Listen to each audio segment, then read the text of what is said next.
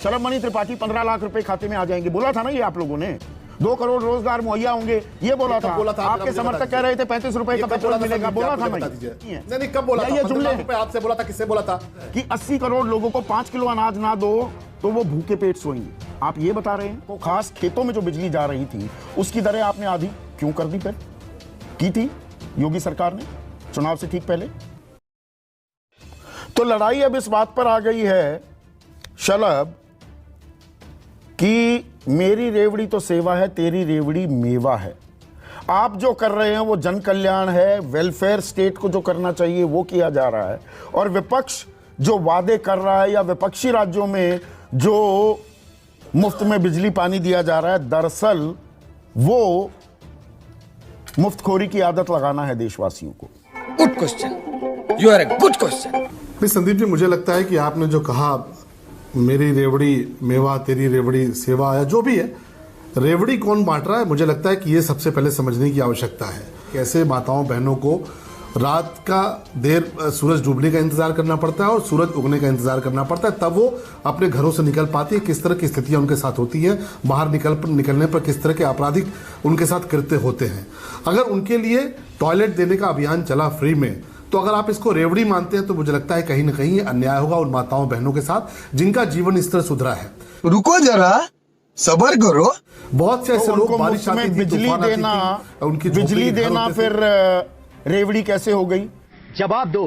BJP की उत्तर प्रदेश की विधायक उर्फ प्रवक्ता शलभ मणि त्रिपाठी और न्यूज 24 के एंकर संदीप चौधरी के बीच हुई तीखी बहस। भाजपा की इस प्रवक्ता की बातें सुनकर भड़क उठे संदीप चौधरी। दरअसल चुनाव के टाइम जो राजनीतिक पार्टियों द्वारा रेवड़ियां बांटने की कोशिश करते हैं भोले भाले जनता को, और कुछ रेवड़ियां बांटकर उन लोगों का वोट हासिल करना चाहते हैं। लगभग सभी राजनीतिक दल चुनाव के टाइम कुछ न कुछ रेवड़ियां जरूर बांटती है, लेकिन भाजपा की ये प्रवक्ता बोल रहा है कि मोदी जो भी दिया वो जनता को चाहिए, और जो आम आदमी पार्टी या कांग्रेस दे रहा है वो रेवड़ी है। उसकी इस बात पर संदीप जी ने क्या उत्तर दिया है, जानने के लिए देखिए पूरा वीडियो। अगर आप लोगों को ये वीडियो अच्छा लगे तो वीडियो को लाइक करके चैनल को सब्सक्राइब जरूर कीजिएगा, और वीडियो के कौन सा पार्ट आप सबको अच्छा लगा नीचे जरूर लिखिएगा। अब आगे वीडियो। बिजली भी होनी चाहिए। आप भी ग्रामीण अंचल से आते हैं और मैं भी। गांव देहात में क्या हाल होता था 5 बजे 6 बजे के बाद जब अंधेरा छा जाता था, आप भी वाकिफ हैं, मैं भी हूं। चुनावी फायदे के लिए मुफ्त बिजली देने की शुरुआत करेंगे तो ये सिलसिला तो कहीं खत्म नहीं होगा। संदीप, अगर आपको याद हो, चुनाव से पहले, एक मिनट रुकिएगा शलभ, और आप भी चुनाव लड़े और जीते भी। चुनाव से पहले मैं ग्रामीण इलाकों, खास खेतों में जो बिजली जा रही थी उसकी दरें आपने आधी क्यों कर दी? फिर ये हुई ना बात। की थी योगी सरकार ने चुनाव से ठीक पहले। नहीं, देखिए आप मैं फिर कह रहा हूं, आप चीजों को मिक्स मत करिए। अच्छा, मिक्स कर। मैंने कहा ना कि समझ रहे हो आप? चुनाव के पहले आम आदमी पार्टी यहां उत्तर प्रदेश में भी आई थी, कांग्रेस पार्टी भी आई थी। आम आदमी पार्टी ने आकर कहा कि हम फ्री बिजली देंगे, कांग्रेस पार्टी ने भी कहा कि हम फ्री बिजली देंगे। दाम आधे कैसे कर दिए? पढ़ते थे, इतना एहसान क्यों कर दिया हमने किसान पर? अभी जवाब दो। एहसान नहीं किया, हम उस होड़ में नहीं पड़े। हमें अगर लगता है कि सिर्फ चुनाव जीतने के लिए करना है तो हम भी कहते हैं, आज भी हम कह सकते हैं। अगर आपको लगता है कि सिर्फ चुनाव जीतने के लिए भारतीय जनता पार्टी ऐसा करती है तो हम भी कह सकते हैं कि हम फ्री बिजली देंगे। इस होड़ में कौन पीछे रहना चाहेगा? और ठीक है, किसका पैसा जा रहा है ये आपने बता दिया, ये पैसा तो टैक्स पेयर्स का जा रहा है, लेकिन हमें पता है कि नहीं, ये अनएथिकल है, ये गलत है। जब टू विवाद आदमी, वरना हम भी कह सकते हैं कि हम फ्री बिजली देंगे, मुफ्त में ये अनाज बांटना, ये कहने में क्या जाता है और देने में क्या 5 जाता है? किलो अनाज देना, अपने जेब 80 करोड़ लोगों को। पहले जो फूड सब्सिडी बिल था ना भारत का, वो 1 लाख करोड़ रुपए सालाना होता था औसतन। 2020-21 में ये आपने 5,40,000 करोड़ कर दिया। चलिए, वो तो कोरोना का युग था, हम तालाबंदी में थे, घरबंदी में थे। आज तो कोरोना भी चला गया, चुनाव से पहले भी चला गया था। अब इन 3 महीने का ही खर्च 45,000 करोड़ आने वाला है। 80 करोड़ लोगों को आप 5 किलो अनाज दे रहे, ये रेवड़ी नहीं है। क्या बात है सर, क्या बात है सर। मुझे लगता है कि अगर संदीप चौधरी जैसे एक बहुत विद्वान एंकर को ये रेवड़ी लगती है तो मुझे लगता है कि आत्मावलोकन आपको करना चाहिए। लेकिन माननीय प्रधानमंत्री जी के नेतृत्व में पूरे देश में इस कोरोना महामारी में एक भी आप नहीं कह सकते किसी की भूख से मौत। हालत ऐसी हो गई है 80 करोड़ लोगों की देश में अनाज पहुंचा रहे हैं, किसी का पेट भर रहे हैं। हाँ, बहुत सही कहा, पेट भर रहे मत कहिए। हैं। देश में हालत आज की तारीख में माता बहन की जरूरत है, अक्टूबर के महीने में 28 अक्टूबर को शलभ हालत ऐसी है कि 80 करोड़ लोगों को 5 किलो अनाज ना दो तो वो भूखे पेट सोएंगे।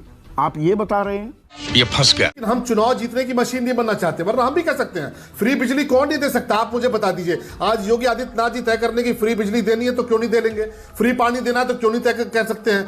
आपने कवरेज की है पश्चिम उत्तर प्रदेश और उत्तर प्रदेश में आके कि बेरोजगारी भत्ते के नाम पर एक बार सरकार बनी भी, लेकिन उत्तर प्रदेश के नौजवानों ने तय किया कि नहीं, बेरोजगारी भत्ता नहीं चाहिए, हमें रोजगार चाहिए, हमें काम चाहिए। जनता को आप मूर्ख समझना बंद कर दीजिए। और ऐसी सरकारें चली कितने रोजगार सृजित हुए? बांटती थी तो जनता समझती है, जनता अच्छा जनता समझती है, चौधरी को पता होना, आंकड़े तो आप भी समझते हैं शलभ। अब एक मिनट विराम तो दीजिए, विराम तो दीजिए, विराम तो दीजिए। 61.9% जनसंख्या आबादी उत्तर प्रदेश की लगभग 15 करोड़, वो प्रधानमंत्री गरीब कल्याण अन्न योजना के तहत आती है। 61.9%। अरे बाप रे, ये तो धोती खोल रहा है। और जो गुजरात है, जिसको बहुत विकसित माना जाता है, गुजरात मॉडल ऑफ गवर्नेंस की दुहाई दी गई थी इस देश में 8 साल पहले, बिहार में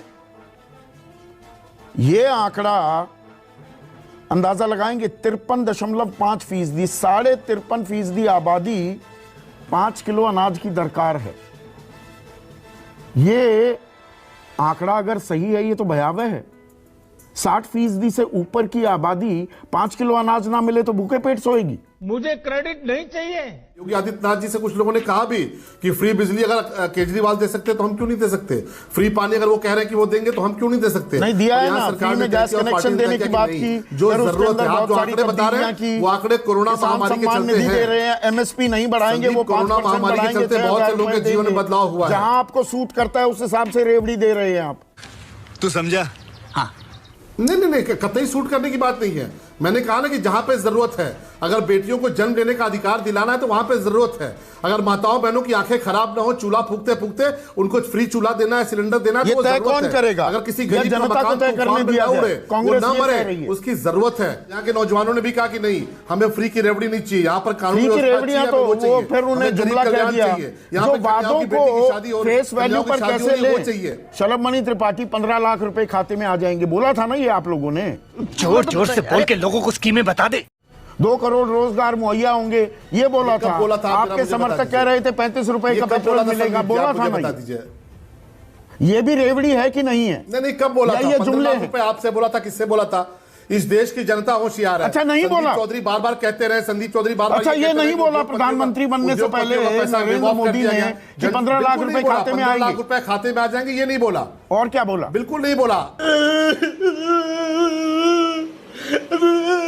आप उसको अपने तरीके से उसको आप नहीं बताइए ना क्या बोला, नहीं मानेगा क्या लेकिन बताइए ना।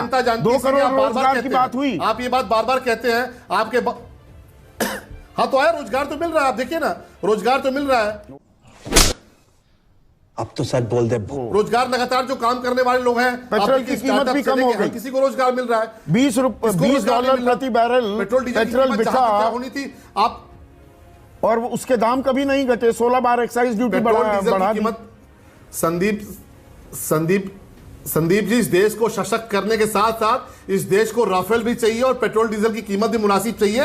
ये भारतीय जनता पार्टी की सरकार ने तय किया। अच्छा मुनासिब कीमत की बात हो रही थी, नारा बुलंद किया जा रहा था। इस देश में हमारे जो फौजी भाई थे वो कौन से जूते पहनते थे, उनको कौन सी गाड़ियां मिलती थी, कौन सा राशन मिलता था, वो इस देश ने देखा है। चूतिया बनाया तुमको। महिलाओं के लिए सम्मान के लिए उनको अगर उज्ज्वला गैस देनी पड़ी, आज भी वो चूल्हे में अपनी आंख फोड़ती रही, तो ये इनका कलंक है। ये अपना पेट भरते रहे, पूरा गांधी परिवार भरता रहा, नेशनल हेराल्ड घोटाले से लेकर बोफोर्स घोटाला, अगस्ता घोटाला करता रहा। सरकार का जवाब है सदन के पटल पर। अभी आपने उज्ज्वला स्कीम का सुनिए ना, 1 करोड़ 8 लाख 8.5 करोड़ उज्ज्वला धारकों में से 1 करोड़ 8 लाख ने एक बार भी सिलेंडर नहीं भरवाया, और 95 लाख से ज्यादा ने सिर्फ एक बार सिलेंडर भरवाया है।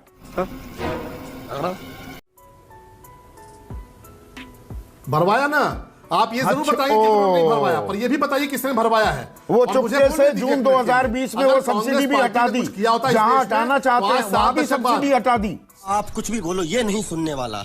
आम आदमी पर, गरीब पर जो सरकार की प्राथमिक जिम्मेदारी होती है उनकी जरूरतें पूरी करना, उसे एहसान के तौर पर पेश किया जाता है। ये आपको मुफ्त दे देंगे, ये आपको मुफ्त दे देंगे। एक फैक्ट, एक पहलू मैंने आज चर्चा में पूरा छेड़ नहीं पाया जो छेड़ना चाहिए था। लाखों करोड़ रुपए साधन संपन्न लोगों के, कारोबारियों के राइट ऑफ कर दिए जाते हैं। उन रेवड़ियों के बारे में कोई बात नहीं करेगा। धिक्कार है हम पर। ये काला सूट गुलाबी अखबार वाले तो इसे छुएंगे नहीं, लेकिन आम आदमी को जो जरूरत मिलती हैं, जरूरतें पूरी की जाती हैं वादों के तौर पर, उस पर वित्तीय संकट की आशंका जाहिर की जा रही है। इसका मतलब ये नहीं है कि सब कुछ खोल दो। फिस्कल प्रूडेंस जरूरी है, पर यह नहीं भूला जा सकता we are a welfare state, और आम आदमी की जरूरत पूरी करना सिर्फ वादों के जरिए नहीं, जमीन पर उतरकर, ये किसी भी सरकार की प्राथमिक जिम्मेदारी होनी चाहिए। नमस्कार। क्या बात है।